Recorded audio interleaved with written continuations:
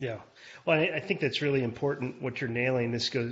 We'll talk about culture more here soon, but I think identifying the role and the right role for you and the right role for the company, this isn't unlike dating, and it's more about it's you finding a place where you're going to fit in, and less about how much money can I make, how much stock can I get, what are the perks of the job, because the likelihood is that you're there to 3 to 5 years if you're a true security leader, and then you're gonna cycle into something else. You're gonna find a bigger, better role. How much does we talked about? You talked about certification or certifications. How much does that play in 2020 and beyond now? Do you find that's more important to be certified in the industry, or to have some type of industry recognition, as we kind of as people, there's going to be huge transitions over the next few years with security leaders. I'm the wrong person to ask about certification because I've been a proponent of certification for way too many years to remember. But I will say this, and I say this a lot today: having a certification in our industry demonstrates your forthrightness in going after something that benefits you. And so then you say, well, which one is that to have today? And I wouldn't really distinguish between too many of them, but if it requires an examination and requires credentials to get that examination, then that's one that you should do. If it's something you send away for and now you have 5 letters after your name, that probably doesn't hold as much weight.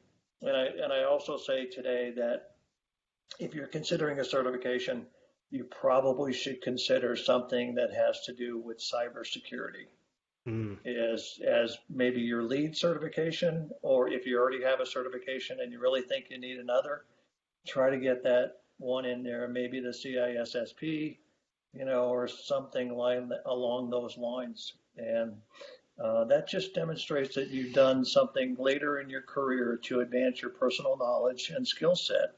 And now you're competing with others that might have 2 or 3 certifications that you don't have any. So give that some thought. And remember, this is not the federal government. This is not the city police department. It's corporate America. But what do you say, Ray, when somebody tells you, "But I've been through NYPD SWAT school. I know everything there is to know about security." What do Well, you get that? What do you say to I that? have I have a pat answer for that. And I say, so Scott, you say that you are the best homicide investigator in the United States of America because you did this and this and this. And I say, Scott, let me just remind you that if there's a homicide in corporate America, they're going to call 911. They're not going to That's right. call you. Nope. So those skills themselves are not necessarily transferable, but the skills that are transferable are what you've done in your career in managing people, managing a budget, finding goals and meeting those goals, and setting strategic initiatives. So don't be offended by that, Scott, because it is No, it I isn't just about you. I agree. And especially when it comes to investigators, I usually tell them that they have the requisite skills they learned from detective school, which is you have to identify key constituents or strategic leaders within your organization, and you need to build relationships with them. You're not going to get anything prosecuted if the DA hates you, or doesn't like it, doesn't, they see your search warrant come across their desk and they're like, I'm not going to even put this forward because they know you have a bad reputation. That's going to be the same way in the private sector.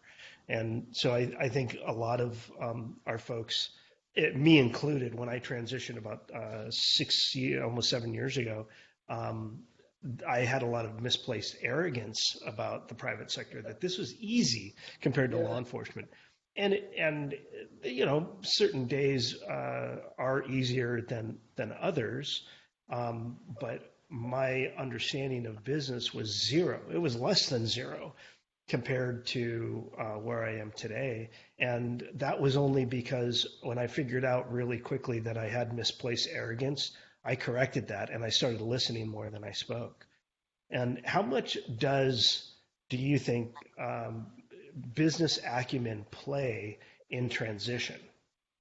Oh, it's tremendous, and really, if you were a captain in the Marine Corps and you want to get promoted to commander or whatever the next thing is, or if you're in the PD and the same thing, you're a lieutenant and you want to be a captain, you have to research that and prepare for that. So in the corporate America, I'd say a couple of things. If they're a publicly traded company, you can research them till the end of the earth and learn a lot about them.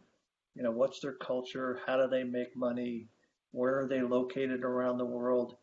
And there's a federal report called the 10K SEC report that talks about what the company's risks are. So, for For example, publicly traded companies, by the way. correct, only Yeah. for a publicly traded company. So, for example, if the organization is a manufacturing company and they have one location in China that's subject to flooding and shutting down and what have you, that product line is at risk. So it would be nice for you to understand that and understand why it's at risk, and then maybe potentially what some of the mitigating issues are. So as you think about that, it's hard to understand what the company culture is because you're not an employee. But I'll give you a good example. A friend of mine is in the process of interviewing now, and I think he's on his about 11th or 12th interview, all of which COVID-wise are done on a panel on Zoom or something. On Zoom. So after about 10 or 12 of those, I said, do you really want to work at this company if they're going to spend that much time interviewing you and you're really no further ahead than when you did the first interview? Wow. And it's something to think about. So how you get treated by the interview process, the recruiter and what have you, is as important as your skill set in giving them something that they want from you. And it's really a trade-off. So if you're not treated fairly, don't blow that off. It might not necessarily be the end of it, but remember the recruiter is just a recruiter. The recruiter is not the hiring manager. So you want to get close to the hiring manager, and if you feel uncomfortable or what have you, that's where you could air those thoughts out. That's great. That's great advice. I'm going to pause us here because there are other topics that we're going to talk about here in the very near future. We're going to talk about corporate culture and how to understand that greater and dive into that some more. We're also going to start talking about social networks and what does that look like, because obviously a lot of our law enforcement friends don't want to have a social network profile, and how does that play into the transition discussion. But to the folks that are watching this, send us your questions. Send us if you want us to talk about something. I mean, I could go on with Ray. We could do this for the next 2 weeks straight, and you have so much knowledge to impart. But I want others to also tell us what's important to them and what kind of things do they need to talk about. But not only are we going to talk about your social network, we're going to talk about your network and what does that mean. I have the opinion and the framing, and I'm going to ask Ray, and this will be answered in a future kind of posting. But I definitely think we should talk about how that network plays into transition. And I think that the network is so important that more than likely you will get the job coming out of the Marine Corps, coming out of LAPD, coming out of the FBI from somebody who you know, and or somebody who has referred you to somebody else. It'll come through some type of network connection, not shotgunning your resume out there 1,000 times a day. That's not going to be the future, I don't think. But so Ray, let's pause here, and we'll pick this up in the next posting.